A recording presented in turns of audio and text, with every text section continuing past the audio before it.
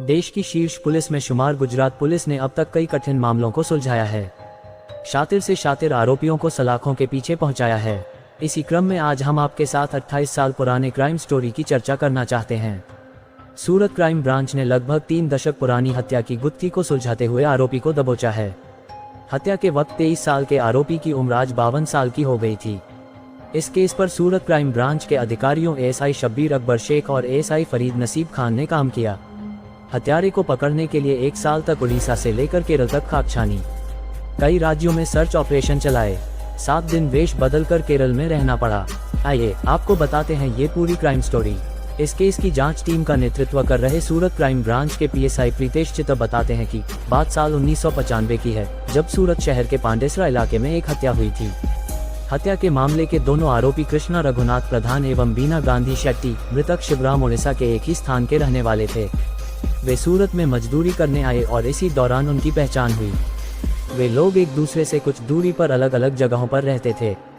उस दौरान उनके बीच किसी प्रकार का कोई लेन देन हुआ होगा, जिसका खुलासा होना बाकी है। कृष्णा रघुनाथ प्रधान और बीना गांधी शेट्टी को शिवराम पर भरोसा नहीं था और दोनों को लगता था कि शिवराम ठीक आदमी नहीं है। किसी बात पर उनके बीच अनबन हो गई और कृष्णा प्रधान शिवराम को अपने साथ ले गया।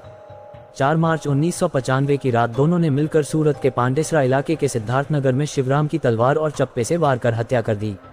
बाद में उसके शव को पास की नहर में फेंक दिया। नहर पांडेसरा क्षेत्र में ही स्थित है। कृष्णा प्रधान नहर से कुछ दूर ही रहता था। पांडेसरा पुलिस ने उस वक्त जांच की तो खुलासा हुआ कि मृतक शिवराम के दोस्तों ने ही उसकी हत्या की है। हालांकि इससे पहले कि पुलिस उसके दोस्तों कृष्णा रघुनाथ प्रधान और बीना गांधी शेट्टी तक पहुंच पाती, दोनों फरार हो गए। पुलिस हत्यारों की खोज करते हुए उड़ीसा के बड़ा कोदंडा कस्बे में कृष्णा प्रधान के घर पहुंची, लेकिन वह अपने परिवार के साथ वहां से भी रफूचक्कर हो चुका था। पीएसआई चित्तर बताते हैं कि 1 साल पहले पुलिस को जानकारी मिली कि हत्या के एक आरोपी का बेटा भुवनेश्वर के एक ऑटोमोबाइल शोरूम में काम कर रहा है। वहीं से हमारी तलाश शुरू हुई। कृष्ण प्रधान ने हत्या को अंजाम दिया तब वह 23 साल का था। इस हिसाब से गिनती की गई कि उसके पुत्र की आयु अब क्या होगी। पड़ताल की गई कि भुवनेश्वर में 2 पहिया शोरूम में कृष्णा प्रधान के सरनेम वाले और उसके पुत्र की उम्र के कितने लड़के हैं। उस पड़ताल के दौरान एक संदिग्ध पाया गया और इस प्रकार कई साल से बंद पड़ी जांच आगे बढ़ी और एक के बाद एक कड़ियां जुड़ने लगीं। फिर एक गुप्त सूचना के आधार पर ओडिशा के भुवनेश्वर और केरल राज्य में पड़ताल की गई। पीएसआई चित्तर बताते हैं कि जांच में सबसे बड़ी चुनौती यह थी कि आरोपी के तब और अब के चेहरे में क्या अंतर होगा। पहचान के लिए आसपास के लोगों से बात की, पीड़ित परिवार से भी बात की, गांव में जाकर भी वेरीफाई किया कि आरोपी कैसा दिखता था। हाइट, बॉडी का अंदाजा पुलिस पहले ही लगा चुकी थी।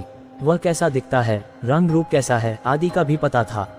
लेकिन आरोपी इतने सालों में काफी बदल गया था, इसलिए सामने खड़ा भी होता तो पूरी तरह वेरीफाई करना मुश्किल था।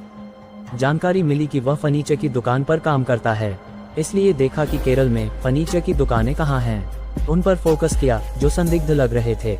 जब एक व्यक्ति पर संदेह गहरा हुआ तो उस पर कड़ी नजर रखी गई। उसकी अंगुलियों आदि तक की पड़ताल हुई और पुष्टि की गई कि यह वही आदमी है। वह केरल में बढ़ई का काम ही करता था। भूसे के ढेर में सुई खोजने का ये काम एएसआई शब्बीर अकबर शेख और एएसआई फरीद नसीब खान ने किया। दोनों ने ही केरल जाकर कृष्णा प्रधान को गिरफ्तार किया था। शब्बीर शेख बताते हैं कि कृष्णा प्रधान को पकड़ने के लिए काफी मेहनत करनी पड़ी। कुछ दिन केरल में रहे। हम करीब 4 बार ओडिशा गए। उसे पहचानने और पकड़ने में करीब 1 साल 2 महीने लग गए, क्योंकि जब आरोपी भागा था तब उसकी उम्र 23 साल थी, इसलिए अब वह हमारे लिए एक अनजान व्यक्ति था। उसके रंग रूप और नाम का वेरिफिकेशन करना था। एक ही नाम के 2 व्यक्ति भी हो सकते हैं। हमें लगा कि यदि कहीं कुछ चूक रह गई तो वहाँ की पुलिस सहयोग न भी करे, इसलिए कृष्णा को शुरू से अपराध की जानकारी नहीं दी गई। वह खुद अपराध स्वीकार करे, यह जरूरी था। एएसआई शब्बीर अकबर शेख कहते हैं कि इसके अलावा भाषा की भी चुनौती थी। वहाँ हिंदी नहीं बोली जाती है।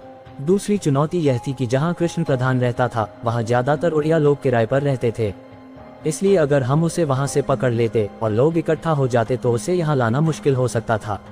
इसके लिए हमने एक युक्ति की और उसे प्रलोभन दिया। एक आदमी के जरिए हमने उसे बधाईगिरी का कॉन्ट्रैक्ट देने और अच्छी सैलरी देने की बात कही। इस तरह उसे उस क्षेत्र से बाहर बुलाया गया।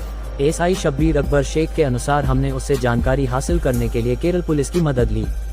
किसी तरह की हाइप नहीं होने दी गई और उसे कुछ भी सोचने का मौका नहीं दिया गया।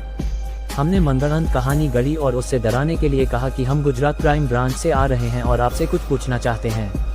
यह सुनकर 52 वर्षीय कृष्णा रघुनाथ प्रधान के कान खड़े हो गए। हमने कहा कि तेरा बेटा किसी नाबालिग लड़की को लेकर भाग गया है। कृष्णा प्रधान को शुरू से ही चौंका देने के लिए हमने अलग तरीके से पूछताछ की थी। वे दोनों कहाँ हैं? अगर तुम दोनों का साथ दोगे तो तुम भी फंस जाओगे। कृष्णा ने तुरंत कहा कि मेरा बेटा किसी लड़की के साथ नहीं भागा है, वह पढ़ाई कर रहा है। क्या मैं आपसे बात करवाऊं? हमने बातचीत में उसके जन्म स्थान के बारे में पूछा।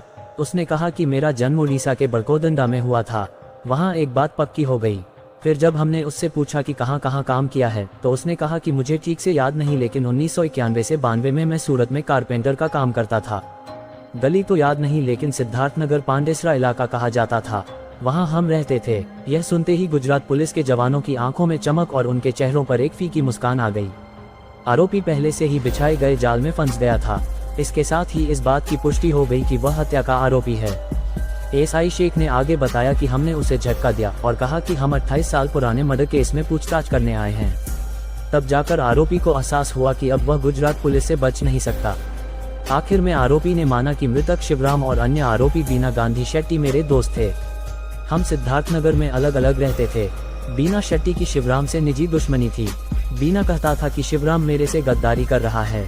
शिवराम को रास्ते से हटाने और उसकी हत्या करने के इरादे से बीना ने कृष्णा प्रधान को उसके कमरे से बुलाकर खुले मैदान में लाने का काम सौंपा। उस समय शिवराम अपने भाई के साथ खाना खा रहा था। कृष्णा प्रधान उसे बुलाकर ले आया। उस समय रात के 8:30 से 9 बजे थे। शिवराम के आते ही बीना ने उस पर हमला बोल दिया। उस पर तलवार से वार कर उसे मौत के घाट उतार दिया और फिर उसकी लाश को नहर में फेंक दिया। एसआई शब्बीर अकबर शेख कहते हैं कि अव्वल तो कृष्णा प्रधान एक दूसरे राज्य में था। 2007 से केरल में रहते हुए वह मलयालम भी अच्छी तरह सीख चुका था। उड़िया और हिंदी भी बोल सकता था। इन सभी वर्षों में उसने उड़ीसा के आवासीय प्रमाण को केरल के आवासीय प्रमाण में बदल दिया था। एसआई शब्बीर अकबर शेख के अनुसार कृष्णा प्रधान ने पूछताछ में स्वीकार किया कि हत्या के बाद उसने अपनी साइकिल गांव में एक दोस्त को 300 रुपये में बेच दी। वहां से वह उड़ीसा के लिए रवाना हुआ। उड़ीसा जाने के लिए 3 ट्रेनें बदली। घर जाकर परिजनों को जानकारी दी। फिर वहां अपने माता पिता के साथ घर खाली कर दिया और उनके साथ ब्रह्मपुर में बस गया। एसआई शेख कहते हैं कि हत्या से पहले या बाद में कृष्णा प्रधान का कोई आपराधिक इतिहास सामने नहीं आया है। कृष्णा प्रधान का भरा पूरा परिवार है, जिसमें पुत्र के अलावा नाती पोते और भाई आदि हैं। जबकि मृतक शिवराम के माता पिता की मौत हो चुकी है। शिवराम की शादी नहीं हुई थी। हत्या के समय वह 21 साल का था। हत्या के बाद कृष्णा प्रधान और बीना दोनों अलग अलग दिशाओं में भाग गए। उस दिन के बाद से आज तक दोनों एक दूसरे से नहीं मिले हैं और बीना का कोई पता नहीं है। खैर, सूरत में 1995 में हुई इस हत्या की गुत्थी सुलझाने में पुलिस ने कितनी मेहनत की, यह इस क्राइम स्टोरी से पता चलता है। आपको ये रियल स्टोरी कैसी लगी, कमेंट करके अवश्य बताएं।